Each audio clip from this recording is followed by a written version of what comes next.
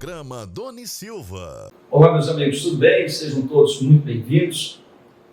E neste momento nós vamos conversar com uma grande amiga minha, uma pessoa maravilhosa, uma pessoa de um coração imenso, é uma lutadora, é do Paraná, terra boa. Eu estou falando de Elisa Robson. Ela é candidata a deputada federal pelo Republicanos. Seja muito bem-vinda, Elisa. Satisfação em tê-la conosco hoje. Muito obrigada, meu amigo. Muito bom sempre conversar com você. O Doni, que é também, olha, não tem medo de ninguém que se diz poderoso aí, Doni. Então, eu fico super feliz por esse convite.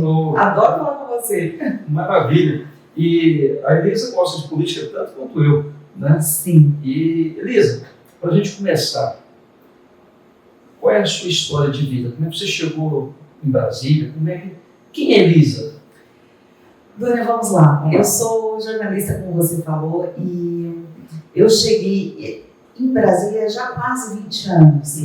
Eu vim para Brasília por causa do trabalho do meu esposo, né, que veio para cá, engenheiro da Embrapa.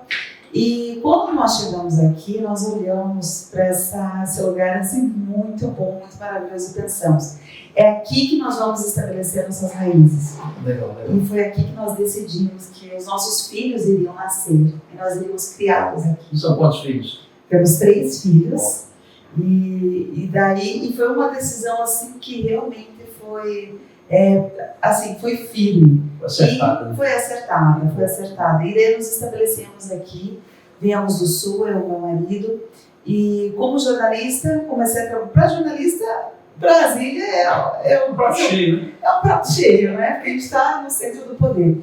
E eu fiquei muitos anos trabalhando, tanto como jornalista mesmo, como professora de jornalismo, e naquela posição apenas de observadora, né, dos fatos. Depois eu passei para analista mesmo, fazer críticas, até que chegou um ponto que eu pensei, olha, se eu realmente quero fazer a diferença, eu preciso começar a me expor de verdade e me posicionar para valer, assim, aguentando qualquer que sejam as consequências, mas tendo uma posição firme. E foi quando, isso faz uns 6, 7 anos, que eu comecei realmente a me expor. Me expor nas redes sociais, colocar minha opinião, enfrentar gente que se dizia muito, né, poderosa, não fale disso, não fale daquilo. Eu falei, não é assim.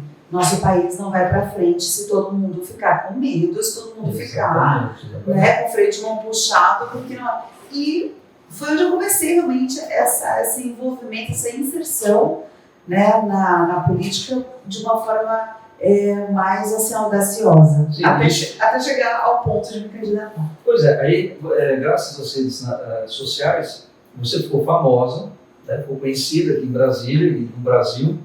Aí em 2018 você saiu candidata a deputada federal, é isso? Isso. Como é que foi a experiência? Conta pra gente. Então, eu já tinha começado a questão do ativismo mesmo, né? De eu tomar algumas decisões importantes, como por exemplo, em 2017 eu fui a jornalista que fez a principal cobertura aqui no Distrito Federal da Lava Jato. Então eu trazia informações diretas da fonte lá de Curitiba legal. E publicava nas redes. Então eu fiz um acompanhamento muito detalhado de cada passo da Lava Jato. Também isso foi em 2015, 16, 17, eu fiz também eu levantei 2 milhões de assinaturas para protocolar o impeachment do ministro Gilmar Mendes, no STF. Então, eu comecei a tomar algumas atitudes que me posicionaram, né, de uma forma bastante corajosa. E daí, em 2018, o presidente Bolsonaro me convidou para vir candidata a deputada federal aqui pelo DF. É a equipe dele, né, as pessoas que estavam, várias pessoas aqui do DF falando, não, Elisa, vem, e foi a minha primeira experiência. Nessa primeira experiência, foi muito interessante e eu acabei tendo um resultado também muito interessante, porque ficando como primeira suplente de deputada federal. Sim. O que me deu agora coragem para vir, então, agora com uma bagagem. Na primeira disputa, você ser suplente, ou seja, mais um pouquinho você chegava lá. Bati na trave, mas agora a gente vai lá, viu, pessoal? Agora a gente vai pro gol. Aí você estava em qual partido nessa época?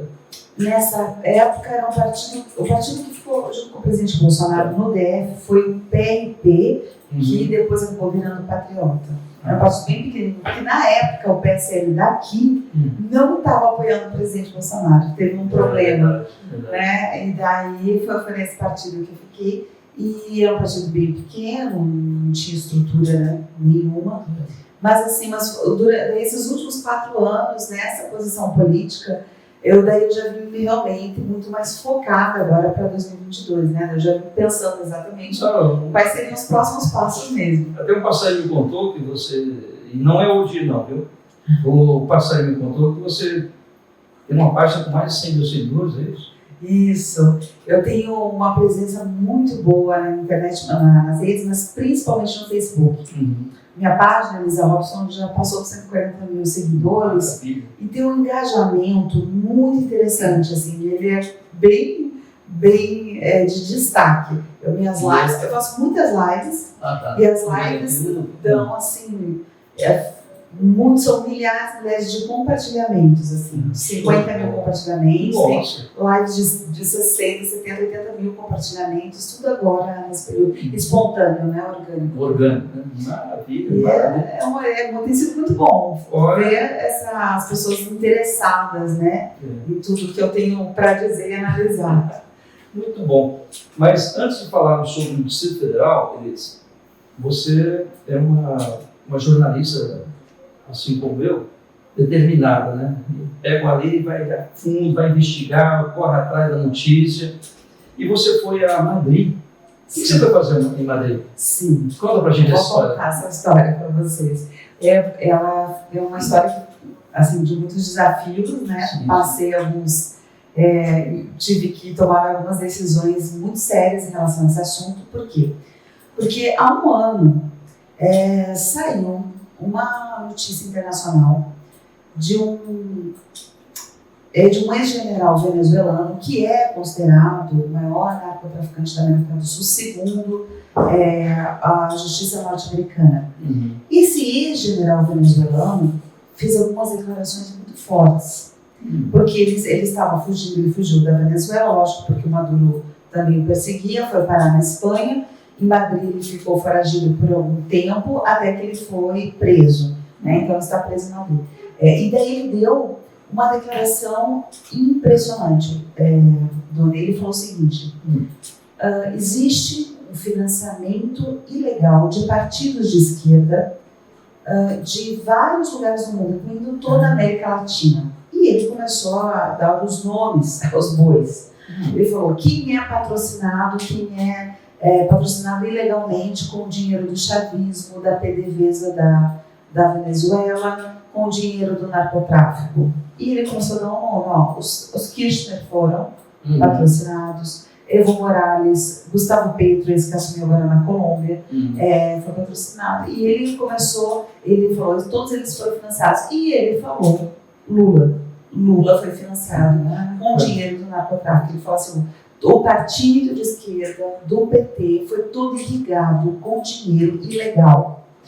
Esse dinheiro ilegal, e daí foi, eu acho que a informação mais impressionante, ele fala assim, isso continua acontecendo neste momento. Nas eleições de 2020, sim, nas eleições de 2020, continua havendo financiamento ilegal do PT, e isso é totalmente proibido. Inclusive, não só no Brasil, em vários países do mundo, você não pode, né, uma entidade estrangeira, seja ela a petroleira da Venezuela ou o narcotráfico, financiar um partido político, né, porque isso é sequestro de poder, você não pode ter esse financiamento, não existe, isso é crime.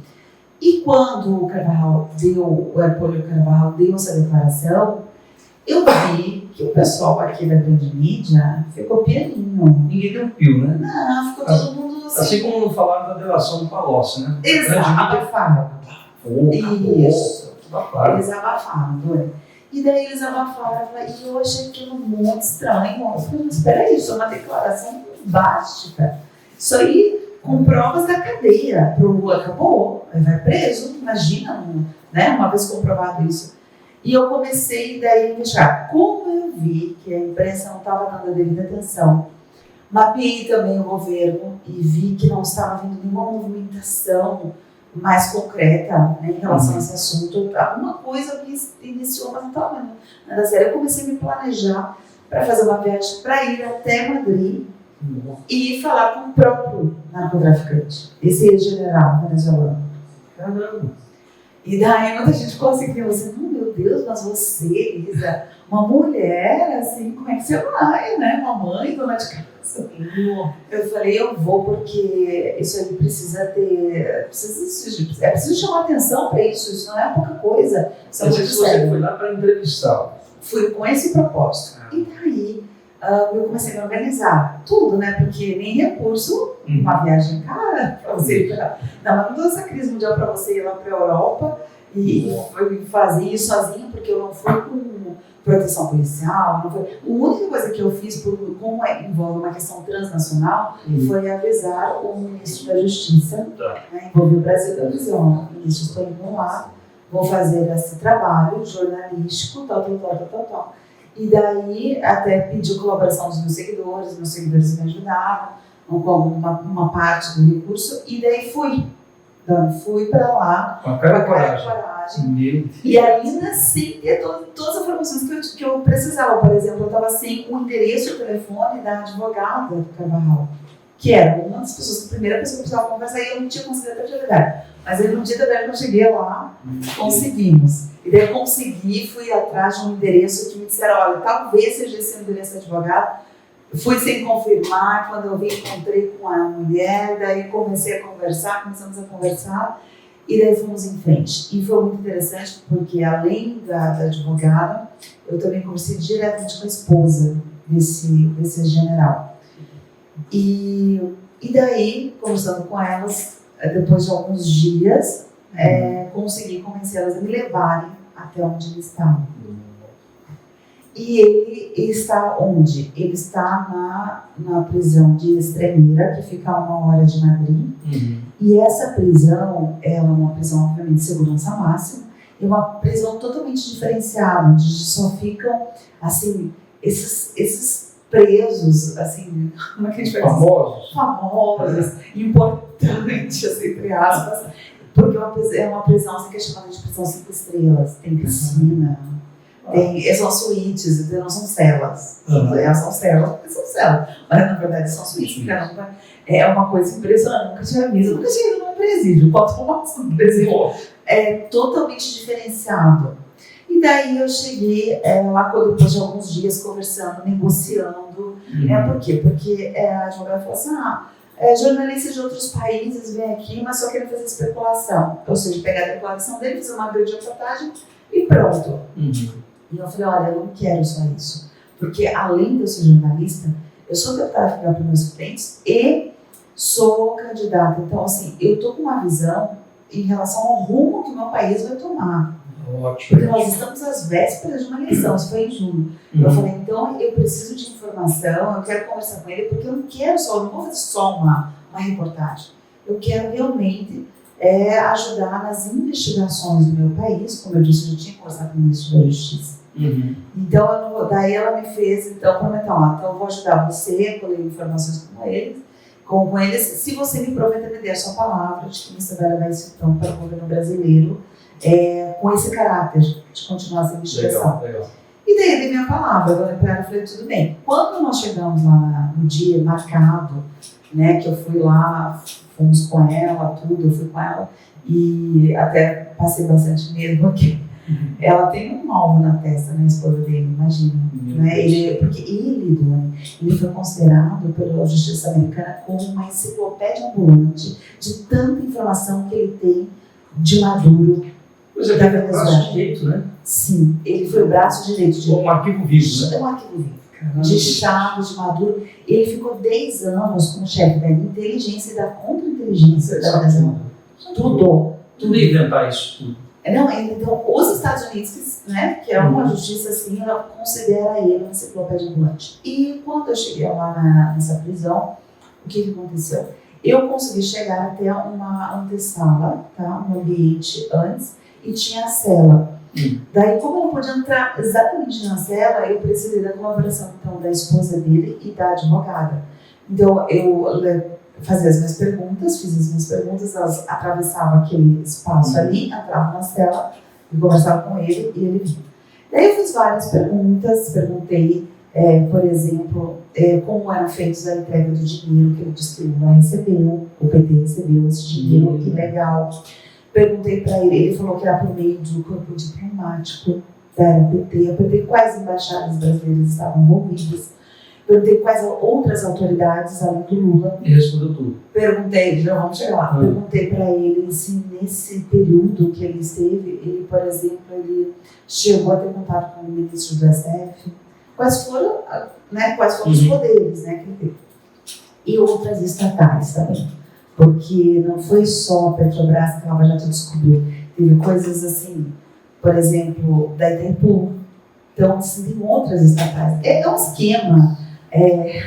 Segundo o que Carvajal consta, é um esquema assim, de crime muito organizado. Não é tudo organizado, é muito organizado. É um negócio que a gente fica assim, e internacional. É uma trama internacional. Né? Porque envolve os países da América Latina e ainda envolve Itália, Espanha, todo mundo, toda a máfia esquerdista internacional, todas.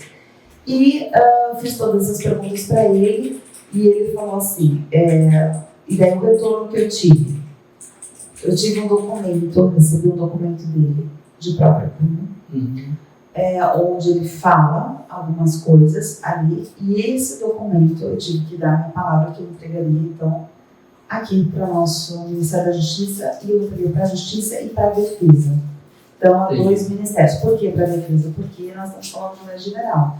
Então, o interessante é que o STM, né, realmente toque isso. E para nós, muito mais ainda do que o STF, que é aparelhado. Né? Então, nesse momento, você fez uma escolha, não, você deixou, digamos assim, aquela coisa de jornalista, né, do furo, né, para que, em nome da segurança nacional e do patriotismo, você passou para as autoridades brasileiras. Então, foram dois motivos. Primeiro, que eu dei a palavra, e assim, eu não estou falando com um Zé Ninguém, estou falando com uma pessoa que, né, enfim, considerado uma narcotraficante da América do Sul, então eu não posso brincar. Isso. Então, eu dei minha palavra, ele falou, eu te escrevo as informações, não, você tem que dar a sua palavra, você vai entregar para o governo brasileiro. Isso é. E eu cheguei, voltei aqui, entreguei não só essa carta, como eu tenho um dossiê que eu preparei sobre todas as informações que eu entreguei para o ministro da Justiça. Meu Deus. Esse material... E é grave, né? Isso. É grave. Como eu disse para você, isso aí é para dar prisão imediata, na minha opinião. Sabe? E daí, o que está acontecendo e qual que é o próximo passo agora? Então, eu entreguei para essas autoridades por essa questão de palavra, questão da nossa segurança nacional, tá? Porque ele diz que hoje está acontecendo esse financiamento legal durante toda essa campanha e eu fiquei muito preocupada com isso. E porque realmente, nesse patamar de negociação, precisa de realmente, não é só uma simples jornalista que vai conseguir que o cara, que no caso é o Carvajal, entregue o quê? As provas, porque ele me deu declarações que são bombásticas, mas só declarações me dá só uma reportagem. Agora, se eu quero que realmente aconteça algo em relação ao rumo do país, o que precisa das provas? Que ele colabore com as provas. Tá. Então, eu tenho declarações, mas as provas. Agora, a negociação dessas provas, daí passa pela justiça, pela defesa, por quê? Porque ele não vai entregar, ele que está preso lá, entregar provas, por exemplo, sem um acordo. Sim. Não é vantagem para ele. Então, precisa ser amarrado esse acordo. Né? Quem tem daí legitimidade para lá. Se eu já fosse deputada federal, eu já teria essa legitimidade como presidente do governo brasileiro. É verdade. Então, por isso que eu peço muito voto e peço apoio para as pessoas que querem ver este assunto em todos a investigação da esquerda com o narcotráfico realmente levada a sério, que venham comigo e votem em mim, no 1022. Porque eu, como deputada federal, daí eu posso chegar a esse ponto de fazer, olha, vamos fazer uma delação premiada, a gente te dá segurança e liberdade, você entrega as provas de todas essas denúncias. Eu, se já fosse deputada, já tinha feito isso. E por que esse povo não faz agora?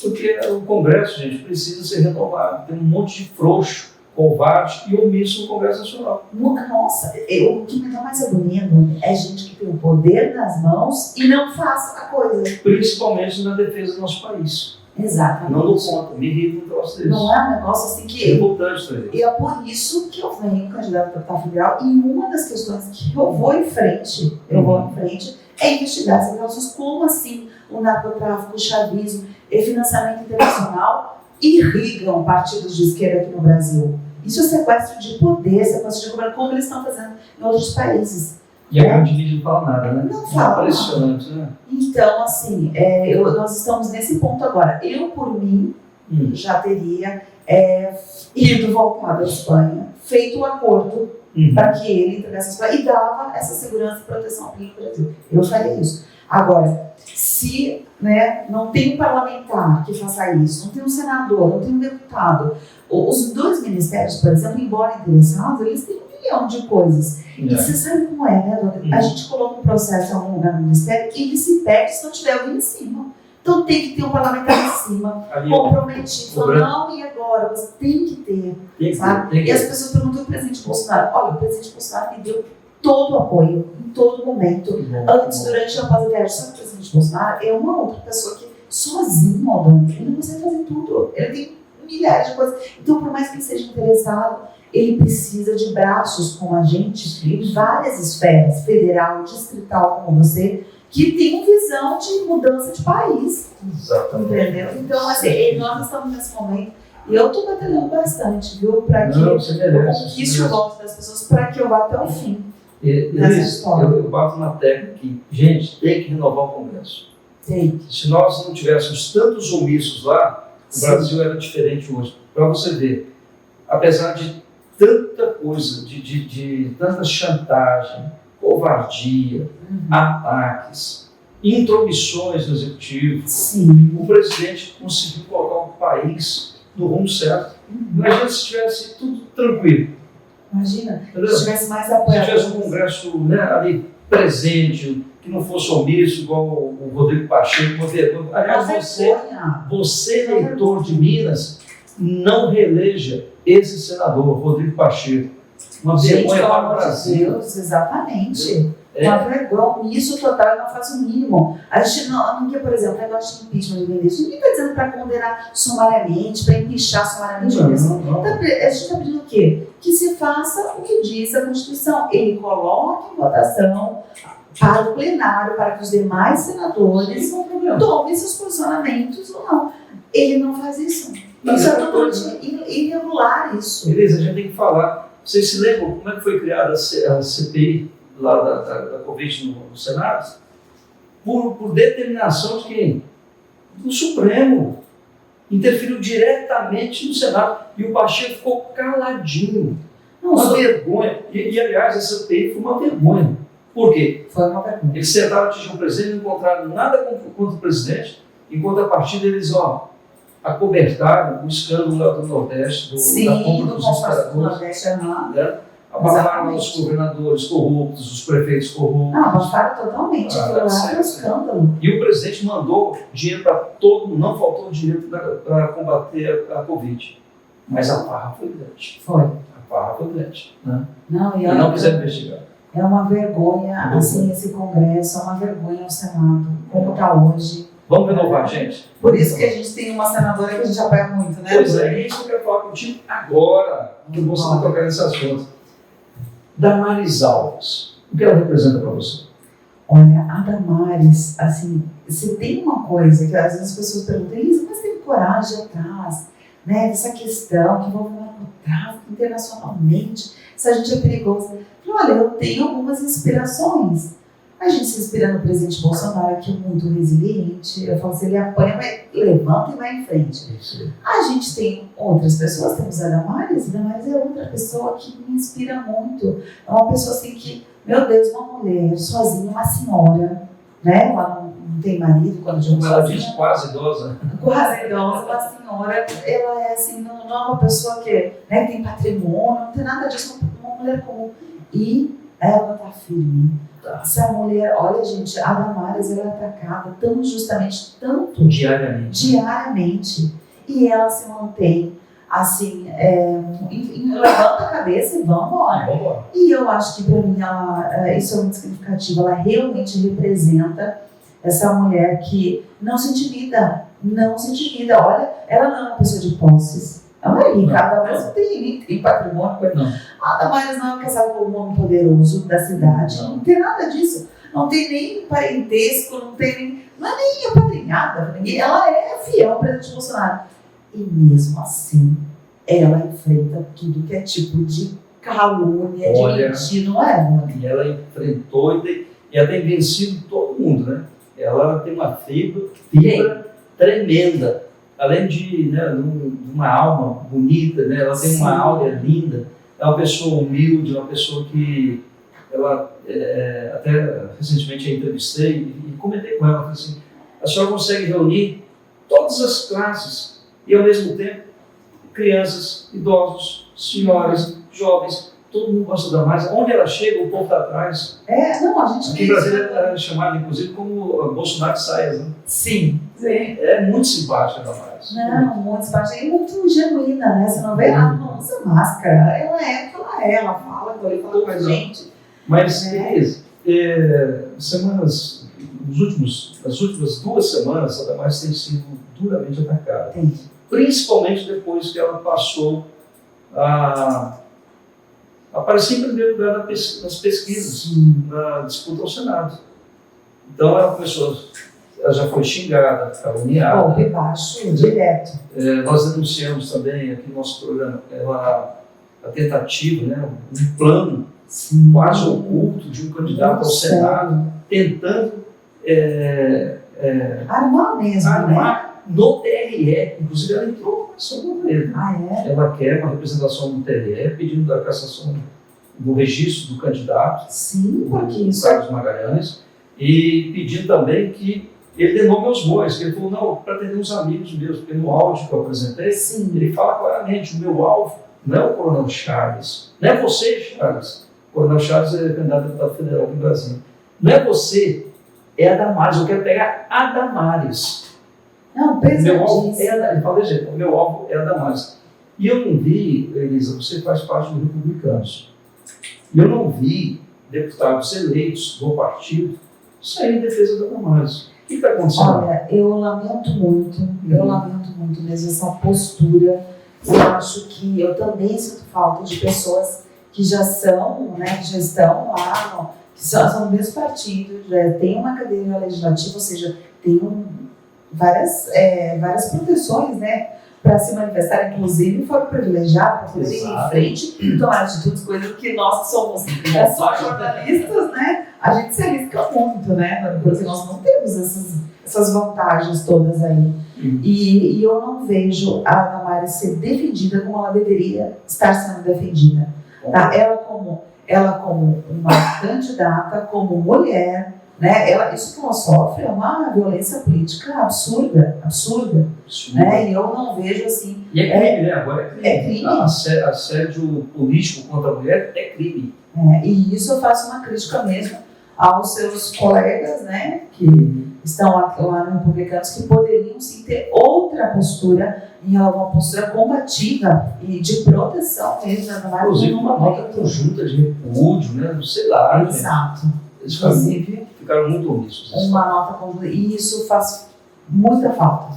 Eu acho que faz muita falta. A gente se posiciona, nós, né, que somos das redes sociais, a gente se posiciona, me posicionei nas redes, mas acho que precisava ter algo mais oficial, algo mais, como você falou, uma nota oficial de repúdio, pelo menos, sabe? Para mostrar o quanto estamos solidários e que isso não é algo que vai ser, ninguém vai fazer vistas grossas a uma coisa dessas. O que eu vejo, o que eu tenho analisado, Elisa, é que, lógico, você é bolsonarista, reconhecido aqui em Brasília, e você é Damares desde o começo. Sim. O que eu percebo é que alguns políticos já eleitos do Republicanos e outros, eles querem a fama da Damares para se reelegerem, mas eles não querem colocar a tapa para defendê-la.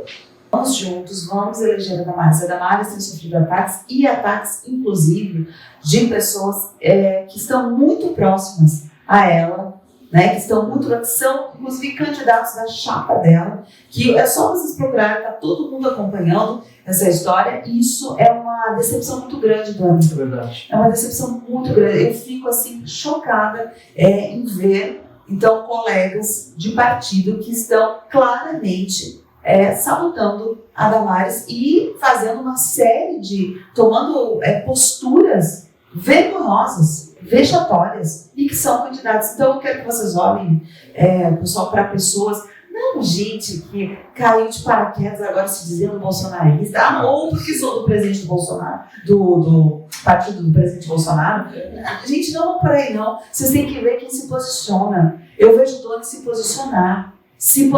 O Doni trouxe uma denúncia assim, com a coragem.